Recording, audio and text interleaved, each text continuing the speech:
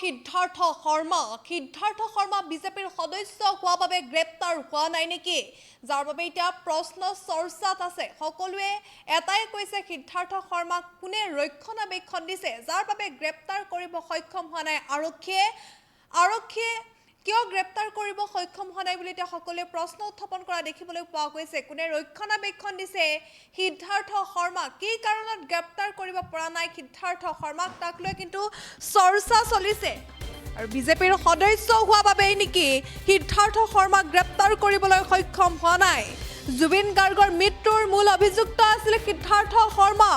সিদ্ধাৰ্থ শৰ্মাৰ নাম সাঙুৰ হোৱাৰ পাছতে কিন্তু সিদ্ধাৰ্থ শৰ্মা পলাতক অৱস্থাত আছে যদিও কিয় চৰকাৰ তথা প্ৰশাসনে গ্ৰেপ্তাৰ কৰিবলৈ সক্ষম হোৱা নাই, এতিয়া প্ৰশ্ন উত্থাপন কৰিছে সকলোৱে। সিদ্ধাৰ্থ শৰ্মা ভাৰতীয় জনতা যুৱ মৰ্চা অসম প্ৰদেশৰ সাংস্কৃতিক বিভাগৰ ইনচাৰ্জ আছিল, আৰু সেই গতিকে সিদ্ধাৰ্থ শৰ্মাক গ্ৰেপ্তাৰ কৰিবলৈ সক্ষম হোৱা নাই নেকি, এতিয়া সকলোৱে প্ৰশ্ন উত্থাপন কৰিছে।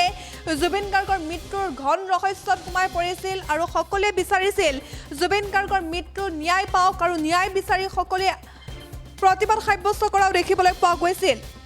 এতিয়া প্ৰশ্ন উত্থাপন হৈছে জুবিন গাৰ্গৰ মৃত্যুৰ অভিযুক্ত সিদ্ধাৰ্থ শৰ্মাক কোনে ৰক্ষণাবেক্ষণ দিছে, কি কাৰণত গ্ৰেপ্তাৰ কৰিবলৈ সক্ষম হোৱা নাই সিদ্ধাৰ্থ শৰ্মা বিজেপিৰ সদস্য হোৱা বাবে নেকি সিদ্ধাৰ্থ শৰ্মা গ্ৰেপ্তাৰ হোৱা নাই, সকলোৱে প্ৰশ্ন উত্থাপন কৰিছে। সামাজিক মাধ্যমত সকলোৱে প্ৰশ্ন উত্থাপন কৰা দেখিবলৈ পোৱা গৈছে। কিয় এতিয়াও মৌন বিজেপি মৌন বুলিও এতিয়া মন্তব্য কৰা দেখিবলৈ পোৱা গৈছে, কিয়নো বিজেপিয়ে বা মুখ্যমন্ত্ৰী ডক্টৰ হিমন্ত বিশ্ব শৰ্মাই বিভিন্ন সময়ত উল্লেখ কৰিছে যে কোনো পধ্যে কোনেও সাৰি নাযাব, কিন্তু এগৰাকী সিদ্ধাৰ্থ শৰ্মাক কিয় গ্ৰেপ্তাৰ কৰিবলৈ সক্ষম হোৱা নাই, কোনে ৰক্ষণাবেক্ষণ দিছে এগৰাকী সিদ্ধাৰ্থ শৰ্মাক, বিজেপিৰ সদস্য হোৱা বাবেই নেকি সিদ্ধাৰ্থ শৰ্মাক গ্ৰেপ্তাৰ কৰিবলৈ সক্ষম হোৱা নাই, এতিয়া সকলোৱে প্ৰশ্ন উত্থাপন কৰিছে। সিদ্ধাৰ্থ শৰ্মাক অতি শীঘ্ৰে গ্ৰেপ্তাৰ কৰিব লাগে, প্ৰতিবাদ সাব্যস্ত কৰাও দেখিবলৈ পোৱা গৈছে, কিন্তু নিমাত বিজেপি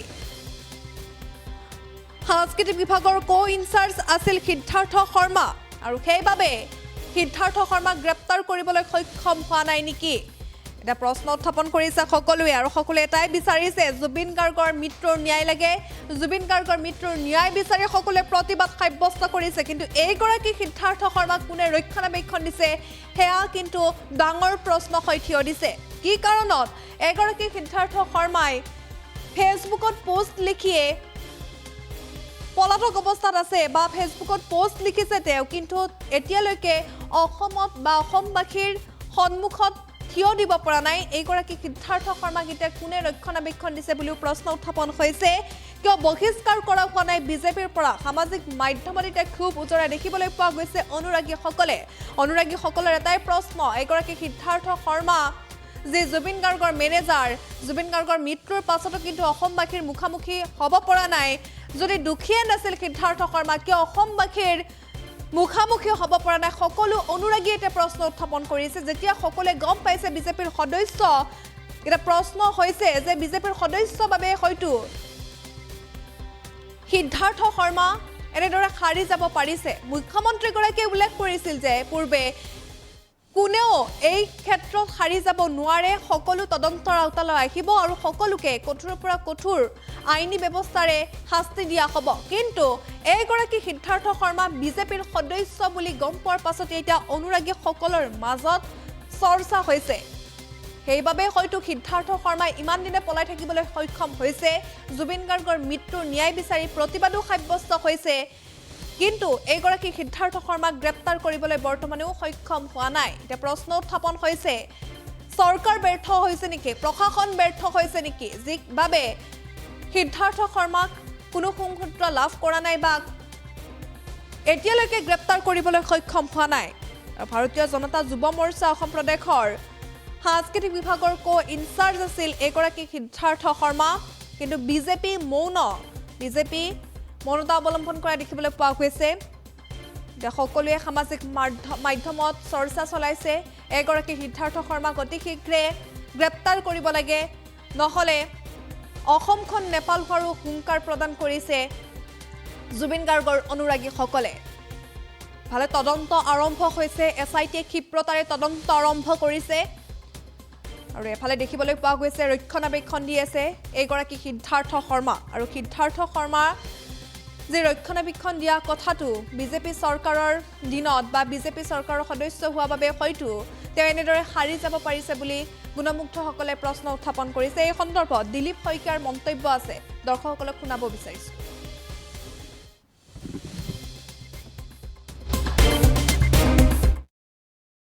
বুলি চৰ্চা হৈছে এইটো ময়ো আপোনালোকৰ জৰিয়তে বা ছ'চিয়েল মিডিয়াৰ জৰিয়তে শুনিছোঁ। মই কথা পাতিছিলোঁ সিদ্ধাৰ্থ অংকুৰ বৰুৱাৰ লগত।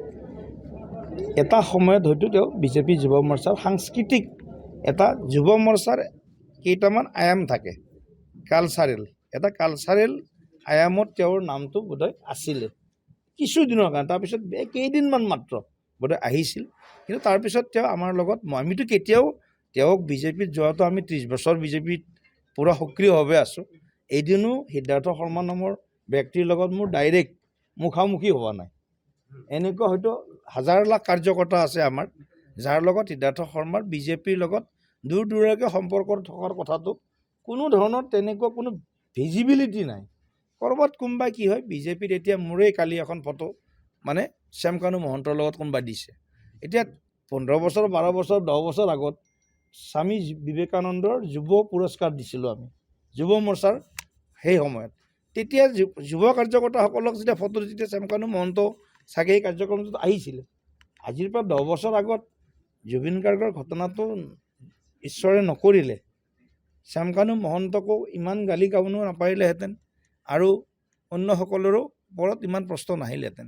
যিয়ে নহওক বাৰু, গতিকে এনেধৰণৰ যাওঁতে আহোঁতে থকা খুন্দা খোৱা যায়। বহুত মানুহে ফটো তোলে, ৰাজনৈতিক নেতাৰ ফটোৰ লগত বহুত বেছি ব্যক্তিৰ তেনেকুৱা কোনো প্ৰত্যক্ষ সম্পৰ্ক কম থাকে, 2-এজনৰ লগতে হয়তো থাকিব। তথাপিও মানুহে নেৰেটিভ বনায়, উপায়টো নাই, চাফাইটো দিব লাগিব, চাফাই দিয়াই কাম আমাৰ। গতিকে আমি অনুৰোধ কৰিম এনেকুৱা ধৰণৰ ব্যক্তি বিজেপিত মানে কেতিয়াও তেনেধৰণৰ কোনো গুৰুত্বপূৰ্ণটো বাদেই দিয়ক, দলৰ দায়িত্বও তেনেকুৱা বিশেষ নাছিলে। যদি আছিল এটা সময়ত হয়তো সাংস্কৃতিক সেই সময়ত আছিলে, আজিৰ পৰা হয়তো 3-4 বছৰ আগৰ কথা হ'ব পাৰে। এতিয়াতো নহয়ে, যোৱা এই সময়ত নহয়। আৰু সেই সময়ততো সিদ্ধাৰ্থ শৰ্মা বুলি ক'লেতো চবেইতো সিদ্ধাৰ্থ শৰ্মাৰ লগতে যোগাযোগ কৰিছিল। জুবিন গাৰ্গক মাতিব লগা হ'লে কিবা অনুষ্ঠানত তেখেতক মানে যোগাযোগ কৰিব লগা হ'লে সিদ্ধাৰ্থ শৰ্মাৰ নামেই ল'ব লগা হৈছিলে, কাৰণ জুবিন গাৰ্গৰ ওচৰ চাপাটো ইমান সহজ নহয়, কাৰণ মানুহে নিমন। গতিকে তেনেধৰণৰ কথাবিলাক আছে। গতিকে আমি ইয়াক লৈ এটা কথাই কৈছোঁ, জুবিন গাৰ্গে ন্যায় পাবই লাগিব। ডক্টৰ হিমন্ত বিশ্ব শৰ্মা ডাঙৰীয়া, আমি ভাগ্যক্ৰমে এনেকুৱা মুখ্যমন্ত্ৰী পাইছোঁ যিজনে হৃদয়ৰ পৰা বিচাৰিছে জুবিন গাৰ্গৰ মৃত্যু ক্ষীপ্ৰ তদন্ত হওক, তাৰ কাৰণে SIT, তাৰ কাৰণে লুকআউট নটিচ, তাৰ কাৰণে একাউণ্ট চিজ কৰালৈকে। আজি মানুহে আজি কিমান দিন বাহিৰত থাকিব? আজি অসমৰ যিসকল মানুহ বাহিৰত আছে, সিদ্ধাৰ্থ শৰ্মা কিমান দিন বাহিৰত থাকিব? শ্যামকানু মহন্ত কিমান দিন বাহিৰত থাকিব? 6 মাহ থাকিব পাৰে। ছিংগাপুৰত টুৰিষ্ট ভিছা 6 মাহ পায়। 6 মাহ পাবলৈ 6 মাহ তেওঁ খাব লাগিব নহয়, থাকিব লাগিব নহয়। কোনে খুৱাব তেওঁক? কেনেকৈ কোনে থাকিব? ইমান সম্ভৱেই নহয়। গতিকে যিমান সোনকালে পৰা যায় জুবিন গাৰ্গক ধৰি অনাৰ, চোঁচৰাই অনাৰ প্ৰয়াস মুখ্যমন্ত্ৰী হিমন্ত বিশ্ব শৰ্মা ডাঙৰীয়া কৰিব। সিদ্ধাৰ্থ শৰ্মাকো চোঁচৰাই লৈ অহা হ'ব। এইটো একদম আপোনালোক মোৰ বিশ্বাস, মুখ্যমন্ত্ৰীৰ প্ৰতি মোৰ বিশ্বাস। গতিকে এইটো হ'বই। কিন্তু এই বিষয় লৈ মই এটাই আহ্বান জনাম, যাতে অত্যন্ত অধিক আৱেগ বিহ্বল হৈ যাতে আইন শৃংখলা পৰিস্থিতিৰ পৰা আৰম্ভ কৰি অন্য দিশত, কাৰণ খান্দোতে কেঁচু খান্দোতে কেতিয়াবা সাপ ওলাই যায়। মোৰ জুবিন গাৰ্গৰ প্ৰতিয়েই মানে শ্ৰদ্ধা সহকাৰে যে এইজন মানুহৰ প্ৰতি যাতে, কাৰণ এনেকৈ খান্দি থাকোঁতে ক'ৰবাত নহয় ক'ৰবাত কিবা নহয় কিবা বিভিন্নজনৰ কথাত ক'ৰবাত নহয় ক'ৰবাত কিবা কথা ওলাই যোৱাৰ সম্ভাৱনা আছে। গতিকে যিবিলাক কথাই আমাক আৰু দুখ দিব, এনেকুৱা আৰু দিশ দিয়া বিষয় নালাগে।